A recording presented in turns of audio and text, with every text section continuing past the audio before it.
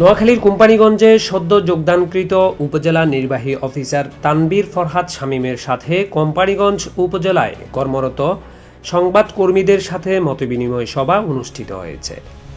বৃহস্পতিবার বিকেলে উপজেলা পরিষদ সভা কক্ষে উপজেলা প্রশাসনের আয়োজনে এই মতবিনিময় সভা অনুষ্ঠিত হয়।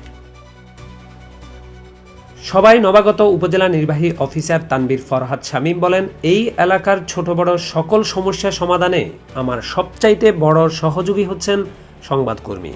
আপনাদের দেয়া তথ্য ও সহযোগিতায় সুন্দর একটি কোম্পানিগঞ্জ গড়ার উদ্যোগ নিয়েছি। এই সময় ৩৫তম বিসিএসের এই কর্মকর্তা উপজেলার সার্বিক উন্নয়ন অগ্রযাত্রায় সকলের ইতিবাচক সহযোগিতা কামনা করেন। তিনি আরও বলেন, বাংলাদেশের মধ্যে কোম্পানিগঞ্জ উপজেলার একটি ঐতিহ্য রয়েছে। সরকারি নিয়মনীতির মধ্যে কোম্পানিগঞ্জে ভালো কিছু করতে চাই, এজন্য সর্বস্তরের সহযোগিতা প্রয়োজন। মতবিনিময় সভায় সাংবাদিকরা বিভিন্ন সমস্যা যেমন অবৈধভাবে বালু উত্তোলন, কিশোর গ্যাং, মাদক নির্মূল, দ্রব্যমূল্যের ঊর্ধ্বগতি ও অপসাংবাদিকতার বিরুদ্ধে কঠোর পদক্ষেপ সহ সরকারি কর্মকর্তা কর্মচারীদের জবাবদিহিতার আওতায় আনার পরামর্শ দেন।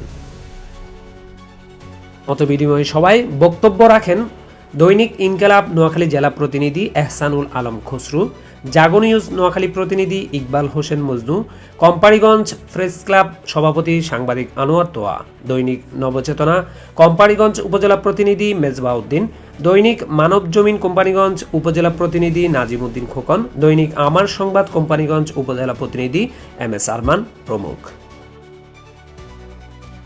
জানা যায়, গত ২৮ অক্টোবর কোম্পানিগঞ্জে উপজেলা নির্বাহী অফিসার হিসেবে যোগদান করেন তানবীর ফরহাদ শামীম।